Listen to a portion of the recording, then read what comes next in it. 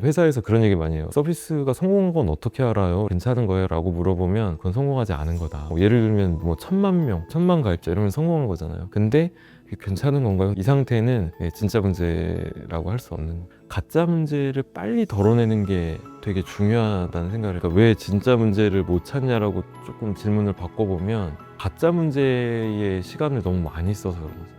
제가 이제 세어본 거가 이제 20개고요. 대부분 망했죠. 대부분 망하고 이제 살아남은 게 리멤버 명함앱이고요. 두 번째가 지금 이제 3.3. 고객이 원한다고 내가 생각하는 게 아니라, 보통 이제 착각하죠. 원하는 거라고 내가 생각하는 거죠. 진짜 고객이 원하는 거냐? 그 증거는 어디에 있지? 80만 원 받아서 그렇게 환하게 웃는, 나한테 그거 해줬더니 치맥을 사주는 그런 고객을 한 명을 만나 봤는가? 안녕하세요. 저는 자비스앤빌런즈 창업자이자 최고 성장 책임자로 일하고 있는 김범섭입니다. 자비스앤빌런즈는 이제 세금 환급 3.3을 만든 회사고요. 지금까지 이제 2,400만 가입자들에게 2조 가까운 이제 세금을 이제 환급받을 수 있게 도와준 그런 서비스입니다. 제가 이제 세어본 거가 이제 20개고요. 대략 한 40개 정도 되지 않을까라는 정도 되고요. 대부분 망했죠. 대부분 망하고 이제 살아남은 게 이제 2개라고 볼 수 있는데, 첫 번째가 리멤버 명함앱이고요. 두 번째가 지금 이제 3.3. 사실 리멤버 만들 때의 팀 분위기가 좋지 않았거든요. 20개 정도 만들고 나서 이제 그때 거의 이제 망하기 직전이어서 다들 뭐 이전 서비스 대비해서 엄청난 뭔가 열정으로 만든 게 아니고 다들 그냥 이렇게 처져 있는 상태에서 그런 분위기에서 만들었는데 잘 된 거예요. 좀 이상한 거죠. 그래서 왜 그러지? 차이가 뭐지라고 해서 옛날에 만든 서비스들과 리멤버를 이제 비교를 해보니, 이전까지는 제가 아이디어를 냈어요. 너무 멋진 아이디어. 그래서 팀 만들 때 분위기가 좋았어요. 만드는 게 뭔가 자부심이 있고 막 그런 서비스였는데, 리멤버 만들 때에 이제 투자를 받으러 돌아다니다가 이제 원래 사업 계획은 안 되고 투자사 대표님이 내 명함통이 있는데 이것 좀 처리해주면 안 되겠냐라고 이제 저희한테 약간 알바시키려고 하시는 느낌의 그 문제를 듣고, 저거 그냥 우리가 한번 해줘 볼까? 그러니까 엔지니어들도 이게 뭐 전혀 기술적인 문제가 아니고 이거 너무 뭐 누구나 하는 거 아니냐, 엄청 에너지를 넣고 이런 게 아니거든요. 1, 2주 만에 이렇게 툭 만든 서비스인데, 이제 그게 잘 된 걸 보니 그게 가장 큰 차이라고 일단 가설을 세웠어요. 아이디어를 내가 내면 안 되겠다. 고객이 원한다고 내가 생각하는 게 아니라, 보통 이제 착각하죠. 그러니까 고객이 원한다는 거 하라는 얘기는 너무너무 많이 하는데, 근데 원하는 거라고 내가 생각하는 거죠. 2015년도에 이제 자비스앤빌런즈 창업할 때 3.3인 20년도에 시작했으니까 5년간의 시간이 있잖아요. 5년 동안 삽질을 한 거죠. 제 아이디어는 더존이라고 하는 세금 시장에 되게 오래된 서비스가 있는데, 보면은 되게 허접해요. 그냥 겉보기에. 주변에서도 그런 얘기들을 많이 해요.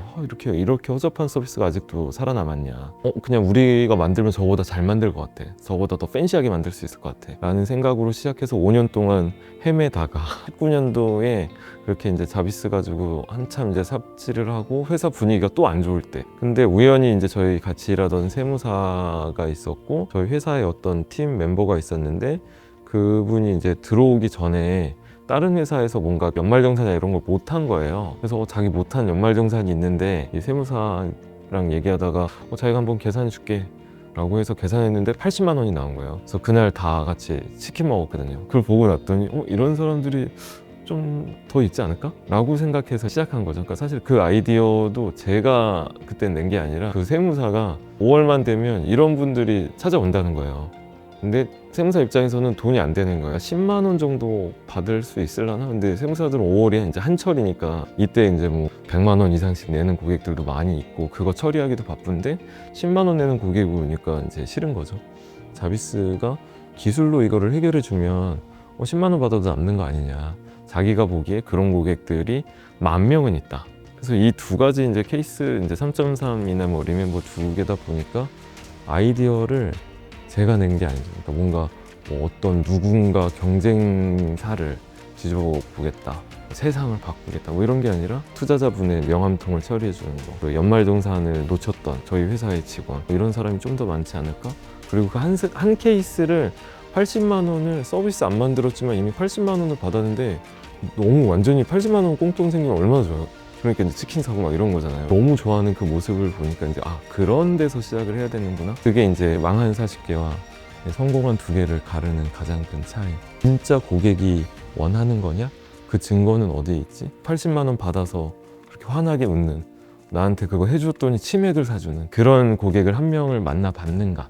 이게 이제 되게 중요한 포인트였던 것 같아요.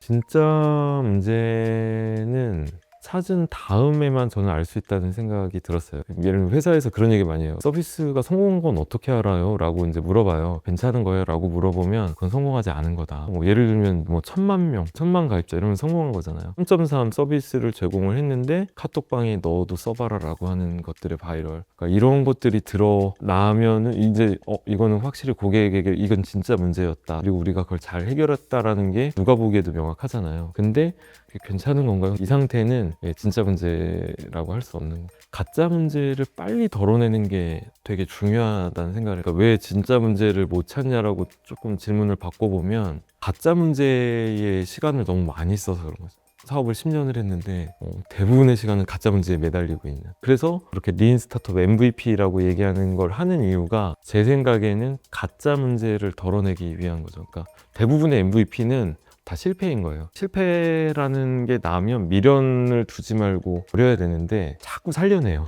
요거 조금 더 하면 되지 않을까? 요거 조금 더 하면 되지 않을까? 그러니까 뭐라도 개선을 하면 조금은 좋아져요. 100명이 써요. 그래서 요걸 계산하면 뭐 110명이 쓰고 200명이 쓰고 300명이 쓰고 진짜 문제냐 가짜 문제냐를 나누는 그 기준점은 그러니까 내가 풀고 싶은 문제의 크기가 저는 기준점이 되는 것 같아요. 나는 한 10만 명의 유료 고객을 만드는 거 아니면 100만 명 1000만 명. 근데 내가 기대했던 건 1000만 명이야. 근데 연장선을 그려보니까 100만 명밖에 안 되는 것 같아. 내가 찾는 진짜 문제 크기가 있는데 그 정도가 안 되면 빨리 버려야 되는 거죠. 미련 없이 빨리 진짜 문제를 찾는 기회. 타일러 보면은 대충 이 스타트업 업계에 서비스 만들면 10개 중에 하나 성공이라고 하니까 나는 어떻게 10번의 타석에 들어설 것인가. 그러니까 한 문제 푸는데 1년 이상 걸리면은 10년 동안 해야 하나 만드는 거잖아요. 웬만하면 한 달 안에 끝낸다, 일주일 안에 끝낸다. 이거를 1년 동안 돌리면 훨씬 더 빠른 사이클로 할 수 있어요. 저희는 결제하는 게 되게 중요하다고 생각하고 있어요. 말을 안 믿는 거죠. 내 생각도 안 믿고 좋다는 거의 정의는 고객에게 좋은 거잖아요. 고객에게 좋은 거는 고객이 좋다고 얘기하면 좋은 건가? 그거를 명확히 아는 거는 결제하는 거다. 그리고 한 번 결제가 아니라 2번 결제하는 거. 그러니까 예를 들면 욕하면서 가는 식당들 있잖아요. 줄이 너무 길어, 뭐 서비스가 불친절해, 막 이제 이러면서 식당 가는 식당들 있잖아요. 부친절해, 재료가 좀 신선하지 않은 것 같아. 그런 말만으로는 고객의 마음을 진짜 드러내지 못하는 거고, 그거를 확실히 알 수 있는 방법은 결제율, 결제하나? 다시 방문하나? 3.3 이제 뭐 고객 그 의견들 많이 읽어보면 가격 너무 비싸다는 얘기 정말 많이 하세요. 그쵸? 그러니까 저희도 가격을 낮추고 싶은 생각도 있고 이제 그러려고 노력을 하는데, 근데 계속 쓰세요. 그러니까 그거를 계속 보고 있어요. 그 가격을 얼마로 했을 때에 고객들이 결제를 하는지, 그 가격, 고객이 진짜 결제를 하는 그 가격에 대한 선을 정하는 거는 제 생각도 아니고 개념도 아니고 그냥 결제율로 결정을 하는데, 그래서 아이디어를 뭐 내는 거는 일종의 이제 가설인 거고 이거를 고객들이 좋아할 거야.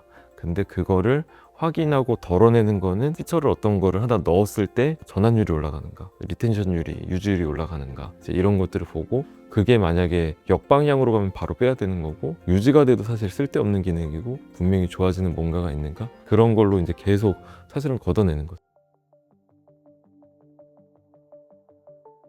실무적으로 보면은 페이크 페이지를 만들고 뭐 랜딩 페이지 만들어서 실험하고 이런 얘기들이 많이 나오는데, 이거를 잘할 수 있는 방법으로는 최대한 안 하고 해보는 거예요. 만들고 나면 그때 마케팅 해야지 이제 이렇게 생각하는데, 거꾸로 만들었다 치자, 다 했다 치자, 그 다음에 뭐 하지? 이제 그때 약간 머리가 멍해지거든요.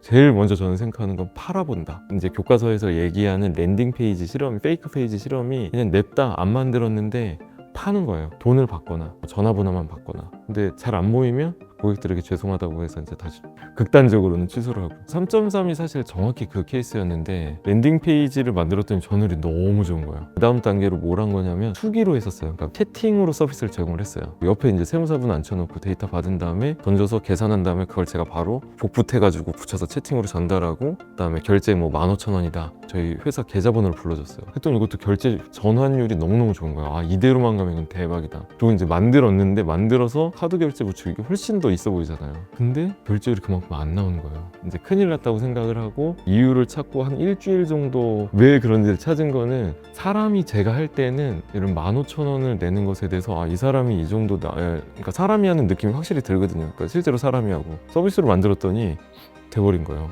1, 2분도 안 걸려서 환급액 나오고 결제를 15,000원을 하래. 뭔가 이것 때문에 그런가 서비스의 본질적인 차이는 아무것도 없는데 여기는 결제율 전환율이 60% 나오는데 여기는 10%도 안 나오는 그래서 약간 저희가 일부러 살짝 그런 느낌을 냈어요. 우리가 뭘 지금 정보를 수집하고 어떤 거를 하고 뭔가 피드백을 좀 더 일부러 어떻게 보면 시간이 더 걸리게 만들었거든요. 그랬더니 비슷하게 결제율이 올라왔죠. 무조건 팔릴 수 있는 제품으로 페이크 페이지를 만드는 거죠. 그 다음에 근데 여기서 만약에 안 팔리면 이렇게까지 만들어도 안 팔린다는 걸 확인을 하게 되는 거잖아요. 이거는 만들면 안 되는 거죠. 이건 절대 만들면 안 되는 거고 거의 야 이거 만들 수 있어 싶은 거를 팔아봤는데 팔려요. 근데 너무 잘 팔려.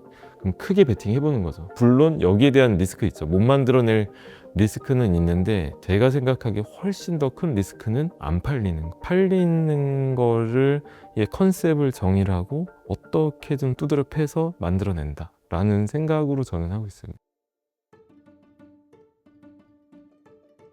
그러니까 대부분의 우리가 훈련이라고 하는 거는 본능에 어긋나는 일 같아요. 저는 스키 타면서 좀 배운 것 같아요. 스키 타면 처음 하는 일이 경사가 이렇게 있는데 직각으로 서라고 하거든요. 이렇게 앞으로. 근데 이게 본능에 어긋나는 거예요. 맨날 중력이 이렇게 당기고 있으면 거기에 수직으로 쓰는 게 안전하다고 느끼고 평생을 살아온 거잖아요. 근데 산에서 이렇게 경사 이렇게 있는데 앞으로 숙이는 거는 미친 짓이잖아요. 이러면 안 되잖아요. 근데 이걸 머리로 좀 이해를 해야 되는 거예요. 키에 대한 이 탄성을 누를 수 있으니까 이제 이걸 머리로 이해를 하고 머리로 이제 알았어요. 아, 서야 돼. 근데 스키 강사 선생님이 쓰라 그래. 무섭잖아요. 이게 아까 그럼 강사 선생님은 뭐 하는 거냐?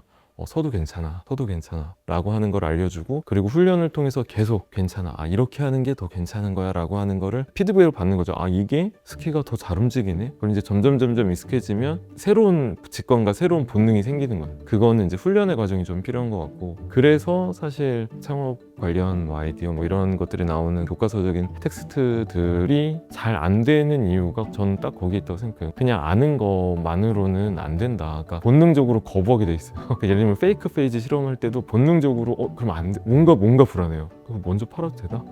본능적으로 그러면 안 될 것 같은데? 라는 생각을 하는데 그래서 그걸 깨고 그냥 해보는 거예요. 그래서 작게 하는 게 필요한 것 같아요. 처음에 한 명한테 팔아본다.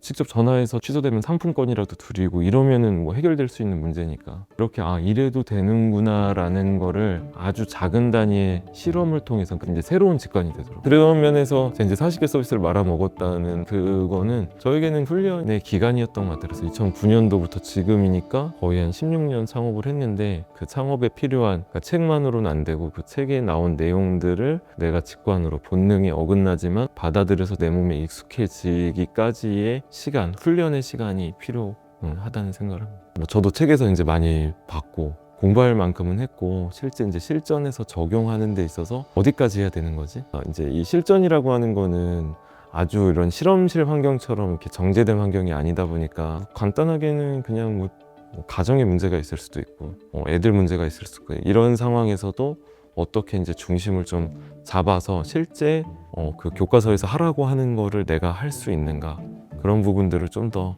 얘기해 드리면 좀 도움이 되지 않을까 그런 생각입니다. 고객 가치를 찾는 법과 구체적인 사례는 이오스쿨에서 만나보실 수 있습니다.